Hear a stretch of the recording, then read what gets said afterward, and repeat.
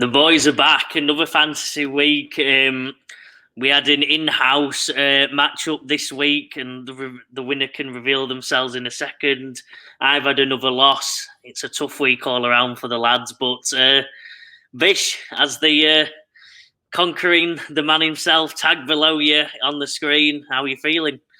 Yeah, I'm good. I'm not getting ahead of myself. As we know, it's a playoff system, so it means very little to be top of the league at the minute. But I'm doing all right. I started my draft weren't the best. I thought I had some work to do. I've done that. But yeah, I hope I've not ended Tag's playoff hopes. He's got CMC potentially back week 10, so hopefully he can kick on there. But a big problem for me going forward, I now have no quarterback. I only carried one, Dak Prescott, and he, as we'll reveal a bit later on, he's going to be unavailable for a bit of time. So, it's never dull in fantasy land. So I've got that to try and conquer on the waivers this week. So we'll see what happens. I like it. Tag, losing to Bish, how are you feeling with your fantasy and at the halfway point? How are you doing?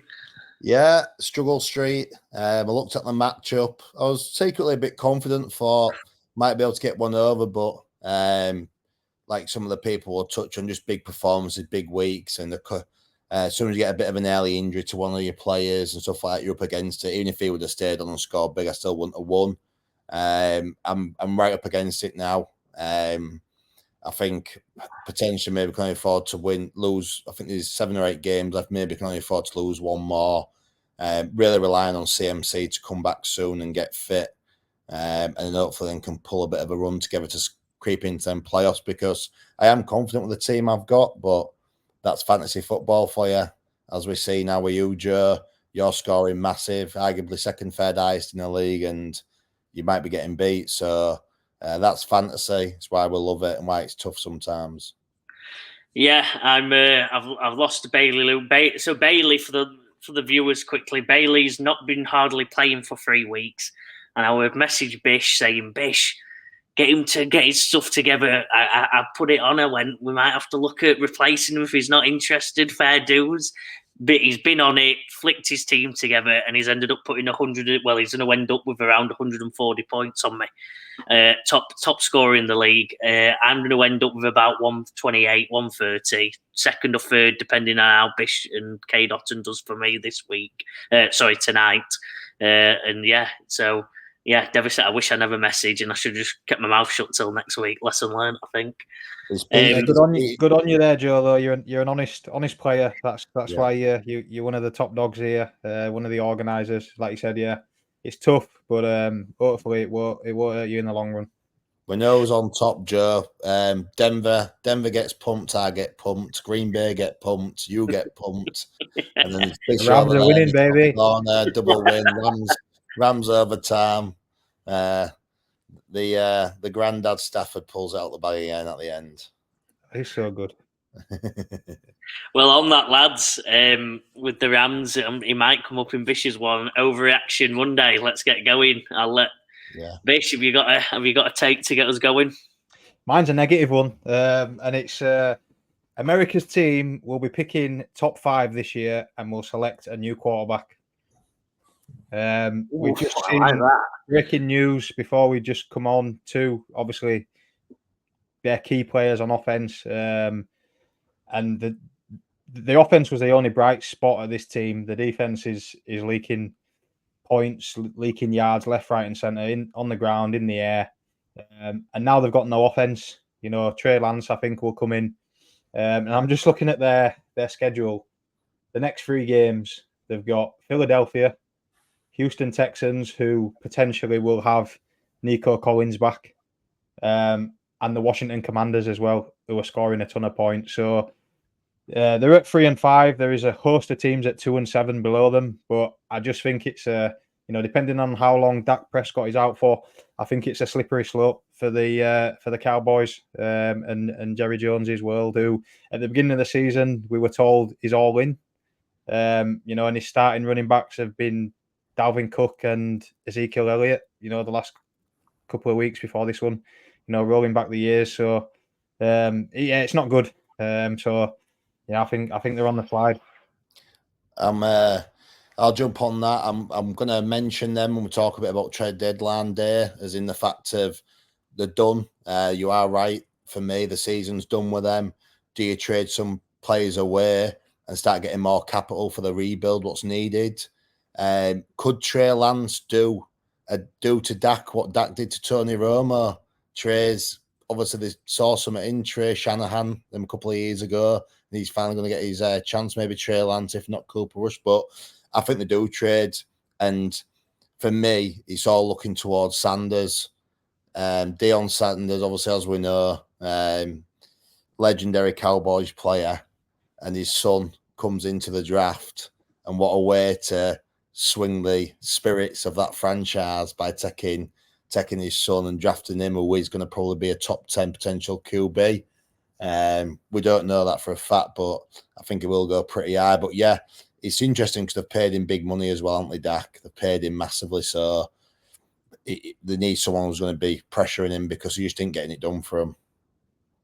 It's not only that, to be fair, like on what you said, Bish, Jerry saying that puts pressure on them, and I just didn't think they had the roster. The offensive line it's had a couple of injuries, but he's just nowhere near where it needs to be. Like I said, the running game, they've gone in with completely washed running backs, and then they've got one elite wide receiver. So the offensive side of the ball, they were obviously relying on Dak a crazy amount, and it's big. I don't understand it at all. I think they should have been building, and the fact he said that and put money into these running backs and other positions is just crazy to me. I think Mike McCarthy gone, and like you said, I think it's Deion Sanders, Sanders here, and I think that will get Jerry going. I think he'll like that. I think the thing is with Dak is that he wanted paying. He's being paid big. I don't know if they've gone and paid them running backs. By the sounds of it, they've got Zeke back cheap, Dalvin Cook back cheap. Dak's taking all that money. He's still throwing a few interceptions, which are down to him when you see some of them. It's just, it's a mess, that franchise, and we all love a bit of Jerry Jones at times, but I think at the minute he's sort of the worst enemy for them at the minute. Yeah, I feel a bit sorry for Dak. You know, last year, look what he did last year. He absolutely lit it up. Playoffs, though. He's always, well, that's not Dak, is it? That's he had a poor game, but that's the team. Every game this year he's been playing from behind. Like you said, he's got one wide receiver. He's got a tight end who's not got much use. They're always behind. There's only so much you can do. He's got interceptions are going to come because he's got to force things because he knows the defense ain't getting it done. So I feel a bit sorry for him, but it's a bit of a mess. Well, they do say in cornerbacks, be wary when there's got. In like rugby league, it's pretty similar, isn't it? Where if someone has a very high amount of interceptions, it normally means they're a lazy defender. It means they can read it well, but also means they've got some laziness where they have to rely on that. And I think both cornerbacks for starting Dallas cornerbacks this year. I think obviously 2 years ago it was Diggs. Or last year, sorry, it was Bishop. Aaron Bland. He ended up with interceptions last year. And I think, and both have ended up with quite a few interceptions the last 2 years, and I think it's showing why they're both relying on them big plays and can't get it done play by play, aren't they? They're pretty just a sieve at the moment. Shall I fly in with some positive then? Because that's the longest overreaction. I like it. I like the debate. That's our longest debate overreaction. I want to be positive, and I want to touch on the Lions. Sorry, Joe, put your boys to the sword last night. And I want to talk about the Lions as my main topic on the trade deadline day. But my Overreaction Monday is the Lions aren't going to lose another game this season in the regular season. They're going to win out. They've obviously going to finish 16-1. When you look at the fixtures, there's only one fixture I think is going to be tough for them, and that's San Fran away. If CMC gets rolling, it's that rematch of the NFC Championship game in Week 16. Could it potentially mean that they secure number 1 seed? Not sure. But when I look at them fixtures, they've got sort of Texans thrown in there, Green Bay again. I think they're at home to Minnesota. Other than that, for me, they win out. And if they do a bit of business trade deadline day as well, that seals it for me. But I'm calling it now. The Lions finish the season 16-1 and number 1 seed in the NFC. I'd love that to happen, because if that does, that means Jared Goff has got to be MVP. Yeah. Well, they're doing well. The crazy, like you said, thing. The crazy thing at the moment is he's not in the MVP shout. They're doing as well as you do, but it's because overall the running backs are that good, the defense, the special teams are that good, the defense are coming up with big plays. They're actually not needed Jared Goff to be that excellent, are they? They're doing it every single aspect of the team are standing up and making massive impacts, which is something I've not seen over the last couple of years. Kansas City, that 3-4 years ago when they won, were the only thing I've ever seen like this, where it's every single aspect of the ball's just they're dominating. I feel that's the point I'm making, and I think with this trade deadline, and we'll touch on it, but there are a chance of winning it all. We speak about the Chiefs. I think they're just only one little tog missing, and that's that supreme edge rusher. Now they've lost Aiden Hutchinson. When it comes to the big games, that freak who's going to be two-manned every time, and I think that's going to set them apart from maybe a Super Bowl or not. But I think they've got more than enough to finish this season and win out on it. I've got a big take, lads. I'm going to go with the way it's tough because there's two players that are definitely ahead of him now. But I think by the end of the season, Justin Herbert is in the top 2 for MVP. Wow. He's through 1 interception on the year. He's playing better and better. He's through four touchdowns, 0 interceptions in the last 2 weeks. He's took apart Cleveland, took apart New Orleans. They're playing better and better football. I think he had a pretty unique situation. New coach, new running backs, a young offensive line. Joe Alt, still a young one who's now kicking on. Young wide receivers. I think it's all coming together, and I think they're going to finish the season extremely, extremely strong. And I think by the end of the year, him and Josh Allen are going to be the top 2 for MVP voting. It's like we're psychic because we're reading each other. I plan to talk about Herbert a bit later on, but yeah, it certainly clicked for the Chargers. I think they probably don't get the sort of, I don't know what I'm trying to say. They don't get the sort of praise that they deserve because of the style of football that they play. You know, it's very run the ball, play defense, play action.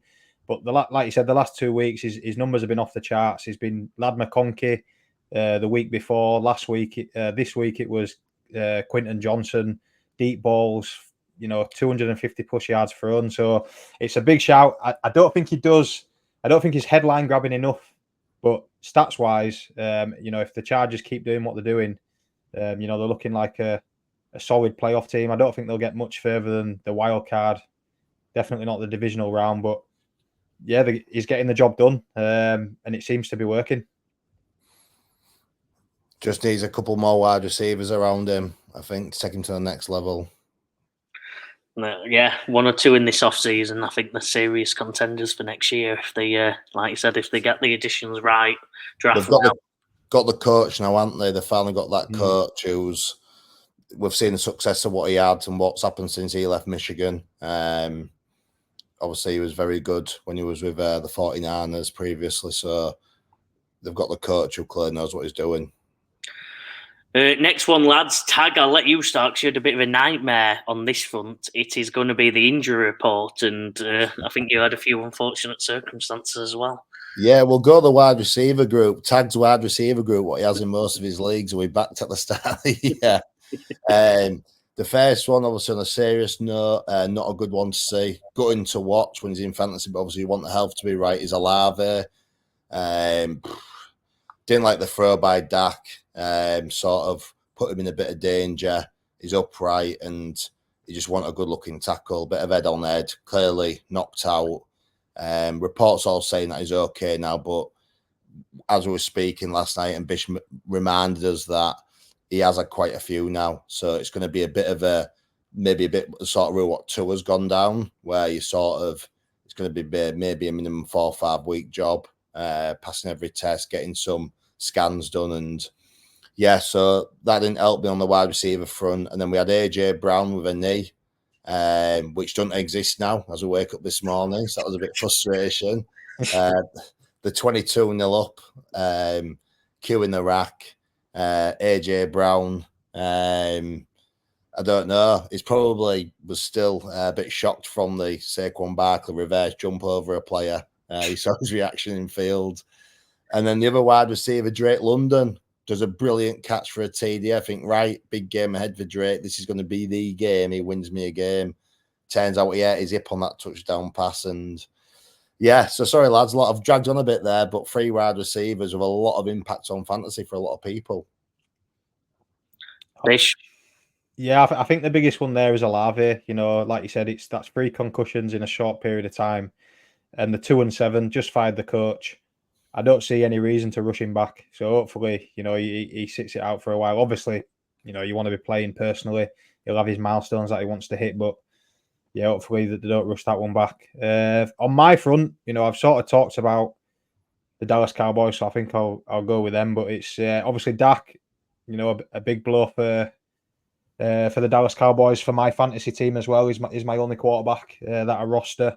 Did his hammy, and I think reports just before we started recording, it's looking a bit more serious than thought, and he's missing multiple weeks. So I'm not sure if they're going to consider putting him on IR. We'll have to have a look at that. But obviously, if that does happen, it's a minimum of 4 weeks. If not, then hopefully it's just maybe 2 or 3. But again, it's I can't see Jerry Jones going down that route of, you know, letting the season unfold and unravel. So I think Dak will be straight back in as soon as possible when he's fit. And then just adding to that, CD Lamb as well. He went up and tried a diving catch in the end zone for a touchdown, just popped out, and he's landed on his AC joint. It looked very similar to Jordan Mason, the 49ers running back.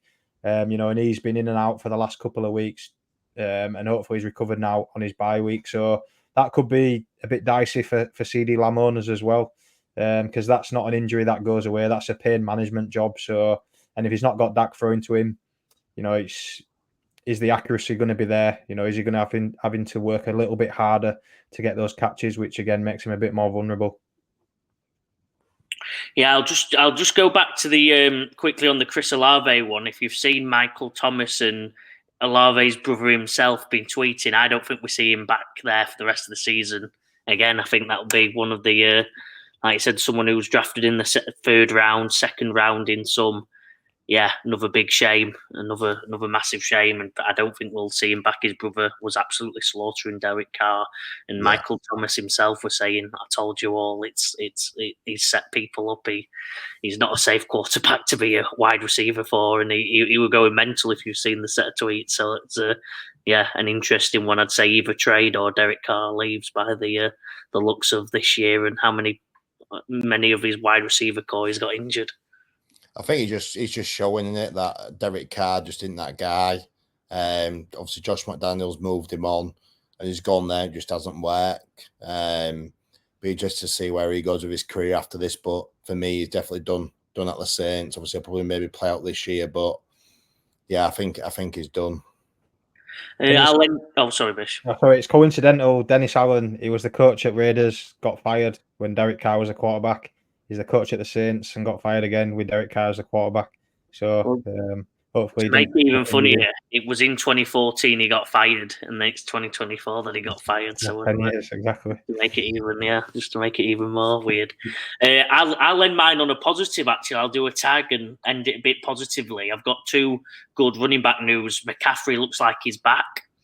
So all your McCaffrey owners, his 21-day window is set to be activated, and he's on the comeback. So all the ones who have been patient and stuck by him, well done. And hopefully, like you said, he gets you all into the playoffs. Because I think I saw a stat that said McCaffrey owners are the number 1 people who are struggling this year in the leagues who aren't in the playoff run because of obviously how much emphasis they would have put on him.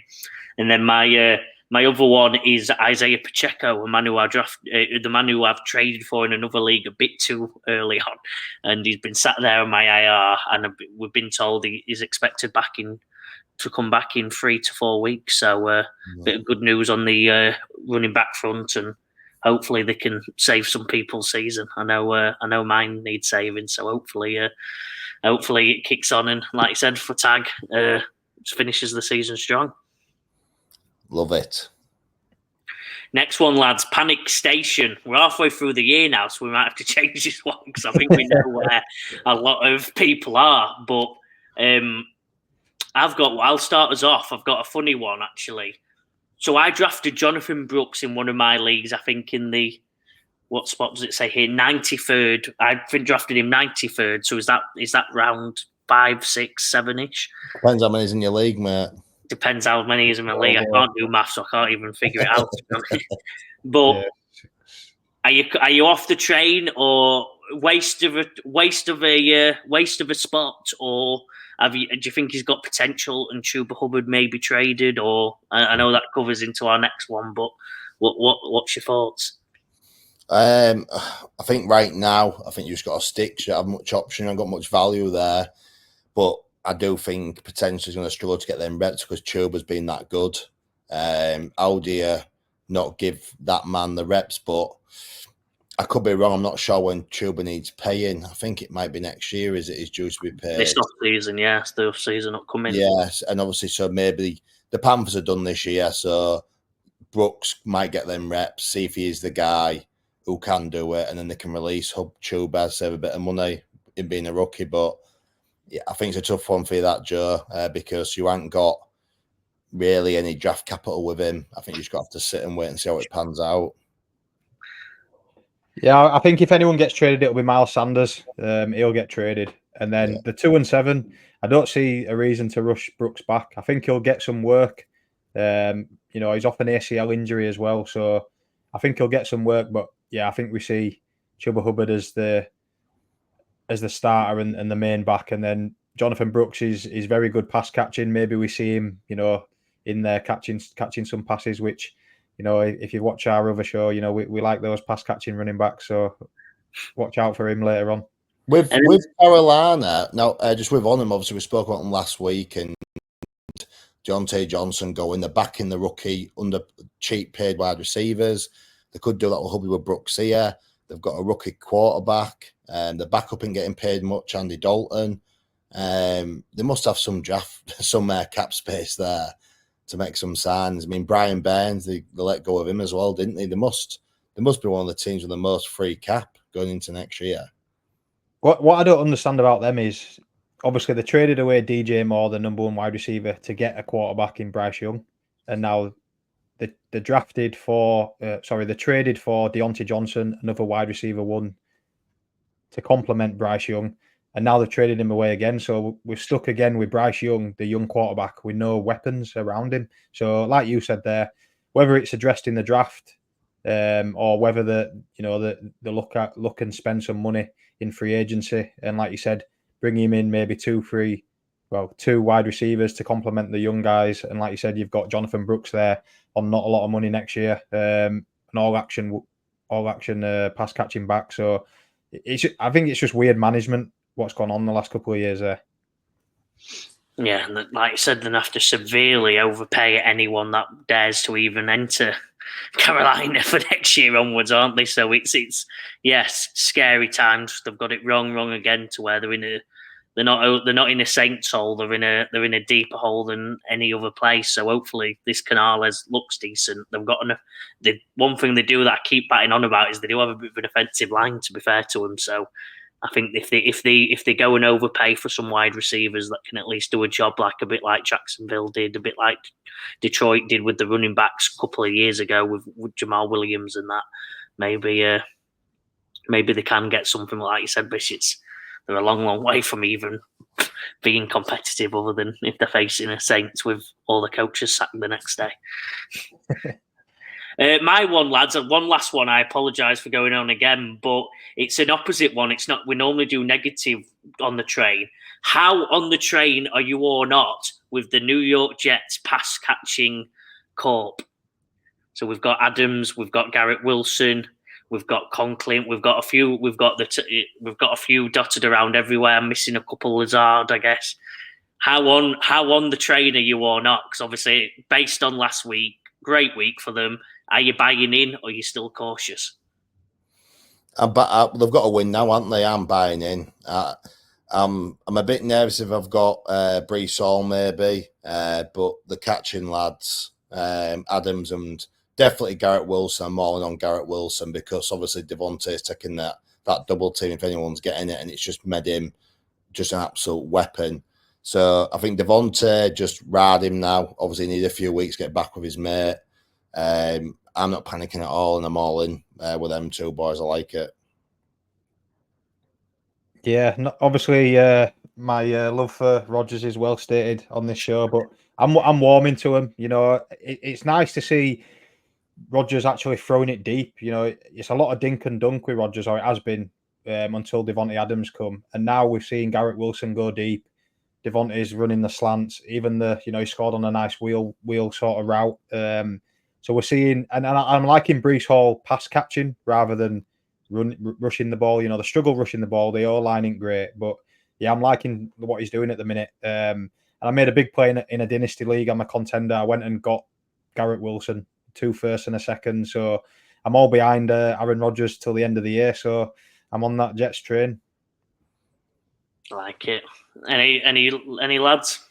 I've got one, yeah. A player I've got. It's an interesting one. Nick Chubb. We've got Nick Chubb. You drafted him late on, obviously, because you was happy to sit him on the bench. You know, he was coming back from that bad knee injury. I don't know if I'm being too harsh, too critical. He's come back from that horrendous ACL and leg damage he had. I think he did everything in there. 3 games back, he scored 5 points, 9 points, 4 points. Starting running back Nick Chubb, the Nick Chubb we know, is probably averaging 20 points a season. He's obviously had that bad injury. He's come back. Just thoughts, lads. Just does he need a bit more time? And is he going to come back? Or is he just not the same player? That type of injury's been that bad that the explosion and the strength he has and what we've seen over the years just has gone now. I think the injury in NFL, every millisecond of speed is that important in it. So I think massive difference there. Not going to be as good, and then just I don't think he can do anything as well when he's got that horrendous of a team. I know they pulled off that special win last week, but apart from that, I don't think the team's there ready or capable of having Nick Chubb do 20 points a week and lead from the front like Lamar and Derek are doing. I don't think that's possible. I think if they win, it will be in the style they won last week, where they've scraped it out, random interceptions, random this, and got a nice 18 to 20-point win. I just don't think he's in the situation tag where you can expect them points, sadly, even if he was that guy. I don't think that's there for him. Mix that in with the injury. I think you've got to put him on your bench till he proves you otherwise. Yeah, I think statistically, it's that first season back from like major injuries, ACLs, Achilles stuff. It's always tough, and generally you see an improvement the year after. He's on a bye now, but just looking at his run, he got the Saints, and then he's got Pittsburgh twice, Denver, and KC. All good, I'd say, defenses. So with Jameis there as well, you know, it's all or nothing, isn't it? So it's hard. It's the good thing I is, don't know. I think the good maybe thing hope is for one big game and try and trade him. If you get you to the semi-finals, he's got Cincinnati in the semi-finals, and I think then he'll go off. But in the build up to that, I think it's going to be tough to start him. Yeah, I think if I'm in a chance of getting in playoffs, I think you're both right in the fact I'll have CMC and Mixon as my starters, a bench Chubb until he looks like he's getting more form, and then I can pull him out for that flex when needed. Yeah, agreed. Bish, you got any? My one, I'm awful with this section, but my one, and we've harped on it. You know, I'm gonna focus on it. You know, people are gonna start thinking it's a Dallas Cowboys show, this one. But Joe, obviously we did that trade. You know, you've got CD. You know, we spoke about there potentially. You've lost this week, and you know, on the outside of the playoffs looking in, obviously he's your wide receiver one. What are you thinking? You know, he's going to be in and out, possibly with his AC. He's got now a new quarterback throwing to him. can you rely on him? Can you move him? What's your sort of thought process behind it? I think it were a crap trade, to be honest with you, Bish. Looking back, I think that's what it was. You can't predict the future, though, can you? You don't know what's going to happen. I got Bijan Robinson for neighbours off Bish in another league. So yeah. Bish does it as well. Bish does it as well. I think there's not much I can do. He's now questionable, like Tag said. You said, Bish going into next week. He's got the receptions, didn't make any yards, got me 12 points. I think it's been a disaster for what I traded for, that I give you so much for him and thought I'm getting my alpha. I think obviously he was a first round pick anyway in the drafts. Oh yeah, top 3, top 4, top 3, 4. Yeah, so no, I picked him at 2. Yeah, I think disaster. Like I said, I don't think anyone predicted the Cowboys' offensive line being this bad.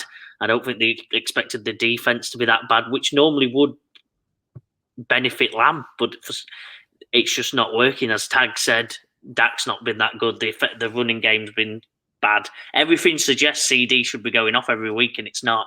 And that's the concerning thing for me. He's been decent, but as a number 2 draft pick and someone who I traded heavily high for, you've got I don't know what to do. I think I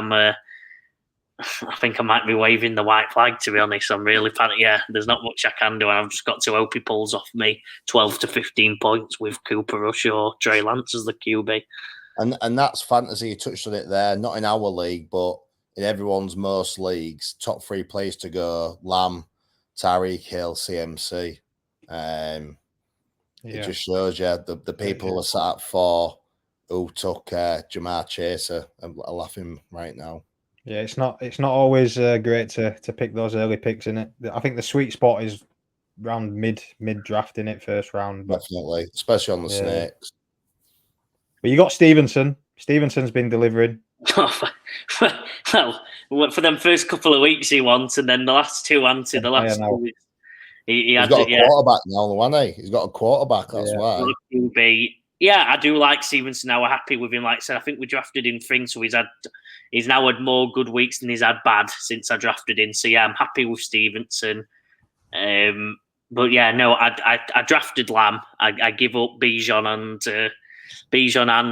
who was the other one? The other 2 I give up. DK Metcalf and was it Zay Flowers? I think Zay Flowers, yeah. For Stevenson and Lamb, I thought Lamb wouldn't be my boy. I thought I'd give you Bijan, take the hit on Stevenson, and like you said, probably Stevenson's going to end up being the better pick out of the 2. And that's why we do this show with headshots, because your pants are still down now, Joe, behind the desk. To be fair, I wasn't keen on Zay Flowers. I traded him away as soon as I could. Yeah. And I wasn't keen on Bijan. Was I? Well, I said I traded him away in another league, but I thought I had to keep hold of him in this one. So it's all opinions, and you hope for the best, don't you? Well, you've been more right than wrong with your 8-1 this year, Bish. So I'm not going to argue against you. I'm going to listen to you for the next couple of weeks anyway till I catch up. It only matters week 15, 16, 17. That's it. That's if I make it that far. Right, lads, top player of the week. Bish, your segment. Take us off. I'm gonna pair 2. I stayed up late last night. It went to overtime, but the Rams versus the Seahawks. What a game that was! Honourable second, Demarcus Robinson for the Rams. Caught the game-winning touchdown in overtime, one-hander. 20, just short of 25 points, 94 yards and 2 touchdowns. But the absolute star of the show was Jackson Smith-Njigba for the Seattle Seahawks. Absolutely ran all over the Rams deep. Caught some absolute bombs from Geno. 180 yards and 2 touchdowns, just short of 35 points. So luckily, as a Rams fan, he was on the losing team. But yeah, he's certainly broken out with DK Metcalf out the side, and he's looking like the real deal.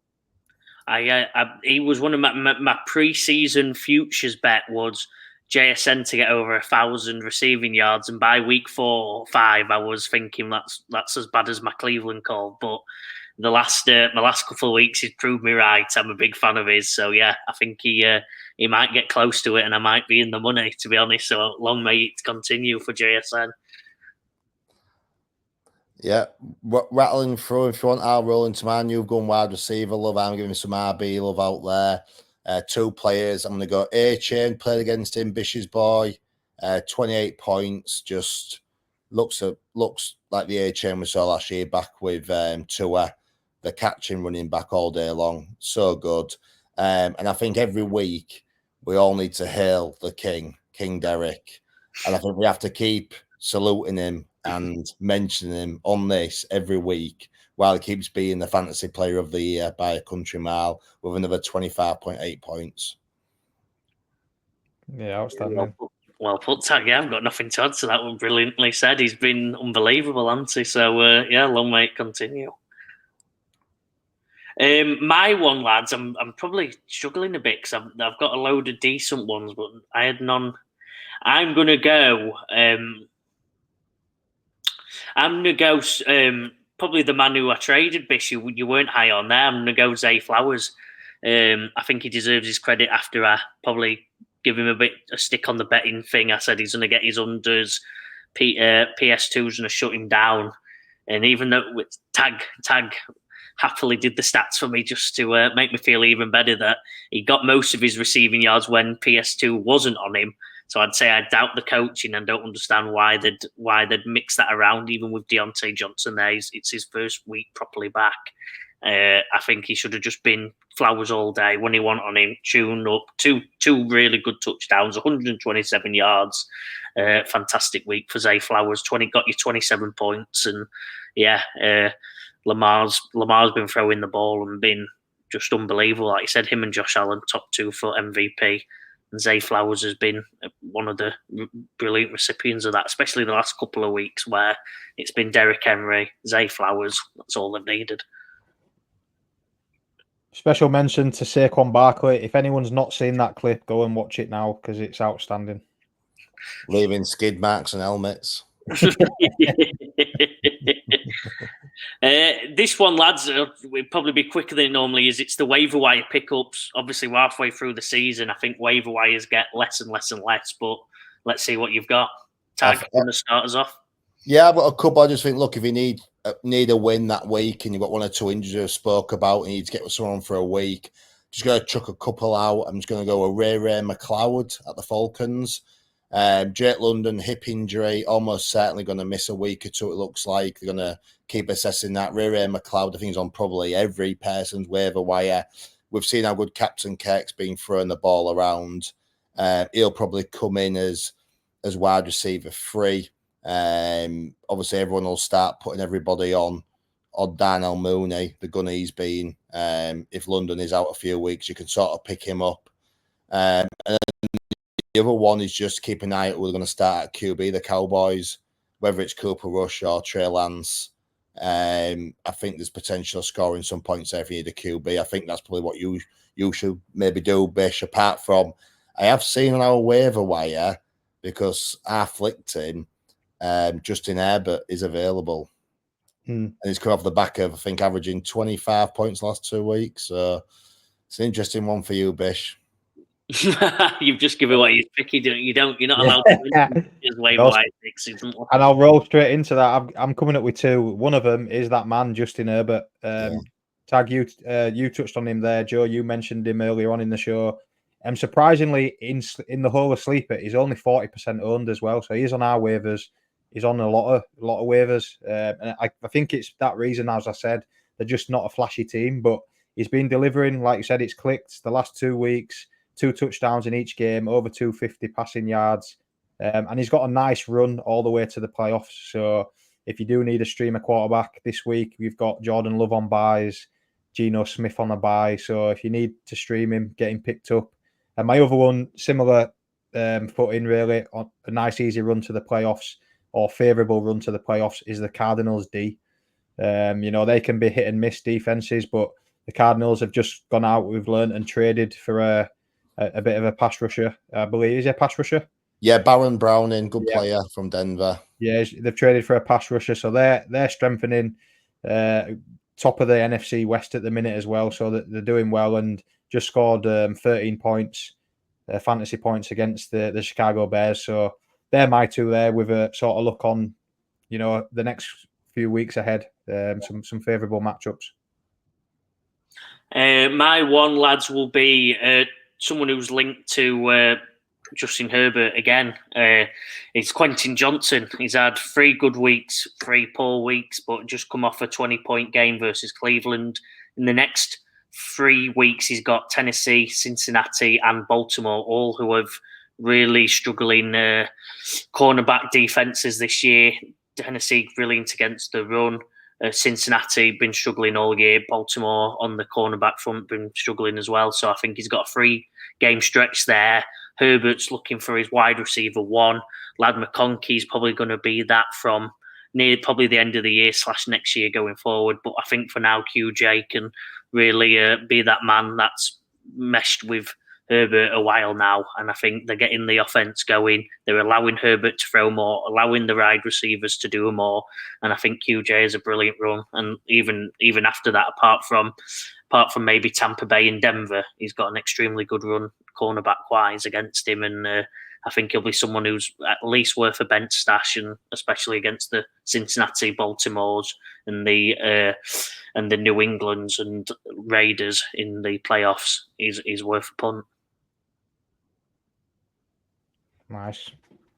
Nice one, lads. Well, we'll finish off. It is trade deadline day tonight, I believe. Have I got that right? Have I made that up? Have you missed Bish's kicker of the week?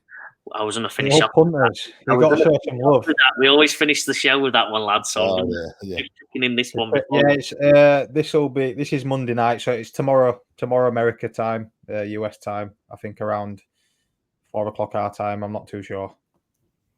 What do you think? Any thoughts before we finish off? Any big ones you've predicted? Yeah. I can mention a few here. 2 teams to watch out for, and I'll finish with the main one, the Lions. But San Francisco, I think they need to win now. Obviously, they fell short just the last couple of years. They have got an injury there in Ayuk, who's done. Debo, we know, sort of most reliable. CMC again. Mason's carrying a knock. I just think if they want to, I know they're right on the cap, but they might do a bit of business. I think if they want to get some out this year, I think they're 4-4 at the minute. The team needs to win now, and I think they will come good. But I just think they need to maybe add someone there to be a serious contender again this year. The other one I'd say, Dallas Cowboys. Do they start moving some people? It is a rebuild. I know we said Jerry's all in this year. He's all in and come up with nothing. So I just think, can they start making a few moves to maybe put themselves in a better position next year? So they're the 2 main ones that we can speak about first. But then the main one I want to drop on is Detroit Lions. There's been a lot of rumours out there saying they've been in contact with the Raiders regarding getting Crosby, trying to get him. And they've been with a response of, you best be offering big if you want to take him. And I've seen a few rumours in the last hour or 2 about him approaching Cleveland Browns about Myles Garrett. So I'm just thinking, Detroit Lions, yeah, they're young, but they're all fit. They're all healthy. I think they'll win out this year. For me, at the minute, the only one who looks like they could challenge the Chiefs, if they go and get one of them 2 guys, and they're all in and serious, and they want to lift that Super Bowl this year and take this opportunity. If you've got to pay them the houses, go and pay them it. Go and get Crosby or Garrett. And that's a sort of trade which wins you a Super Bowl for me. Yeah, I like it. I think the Raiders would absolutely be mad to get rid of Max Crosby. You've obviously got rid of Devontae Adams. You need a piece to build around to give everyone else hope. Even your supporters, give them hope. If you get rid of Max Crosby, what are you left with? Nothing. It's a literally ground zero build. So I think they'd be mad to do that. But I think Cleveland is the place to go.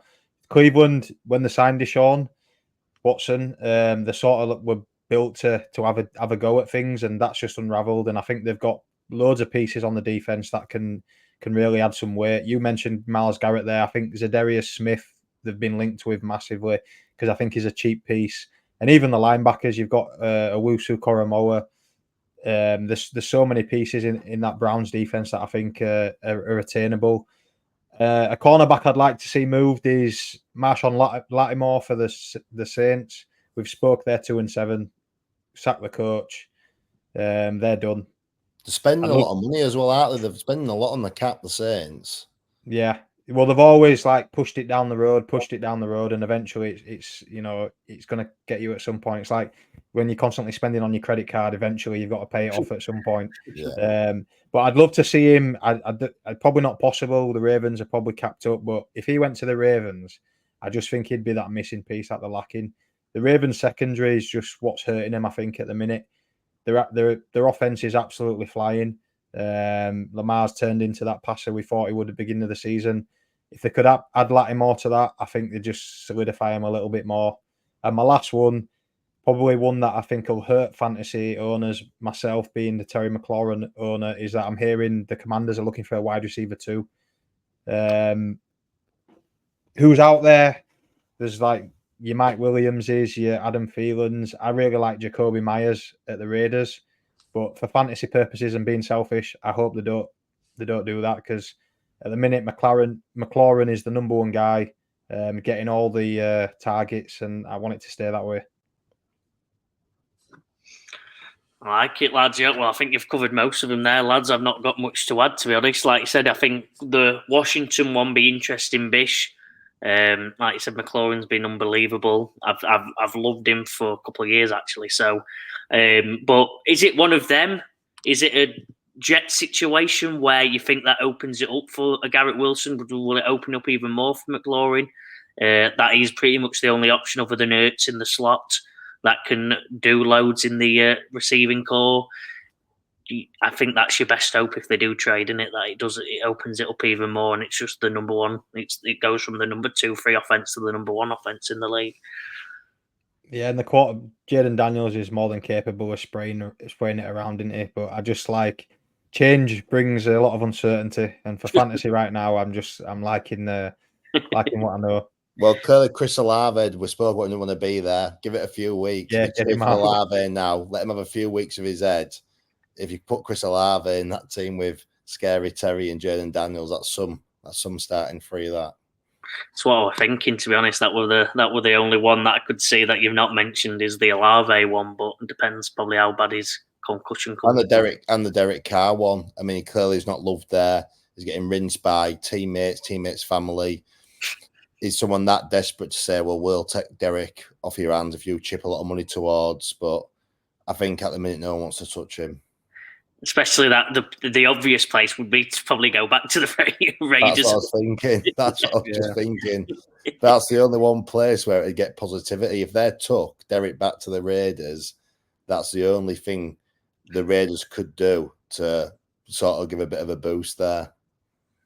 I think the one. I honestly think they're ready to draft a quarterback. Yeah. For me, that would be Shedeur Sanders' location, not the Raiders. But yeah, we'll see. We'll cover that. I think that's it. It's like we've spoke about it in previous years. There's a race for the top, and now there's a race for the bottom. There's a lot of 2-7 teams all jostling it out to see who can finish as low as possible. If you're not winning, you best be losing. I like that. Finish off. Punters, best kicker of the week. Any good stories, lads, that you want to mention?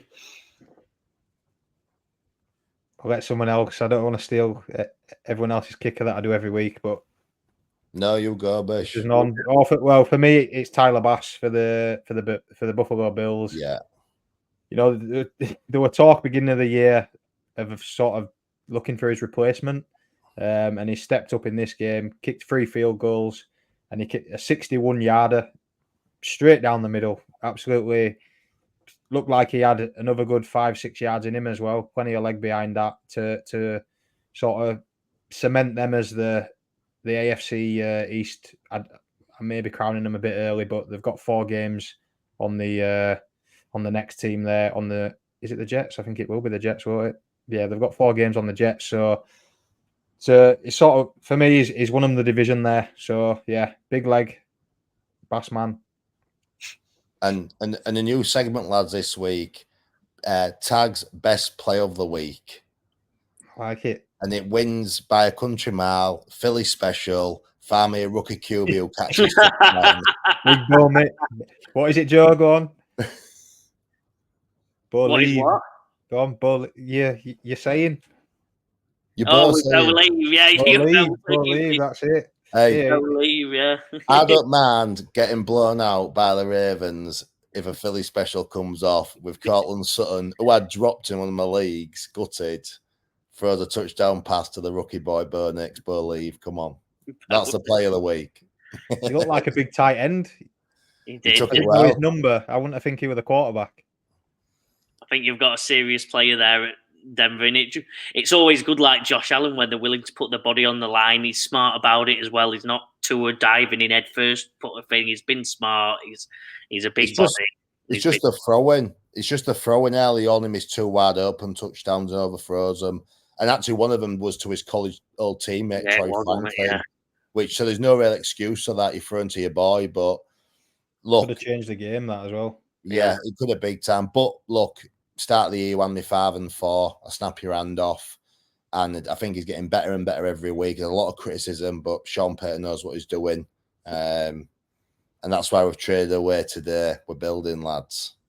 Well, we'll finish off with that, lads. We believe in Bo Nix. Have a good thing. Subscribe, like, share, comment all your thoughts. So we've had about 10 different debates today, so it's been good fun.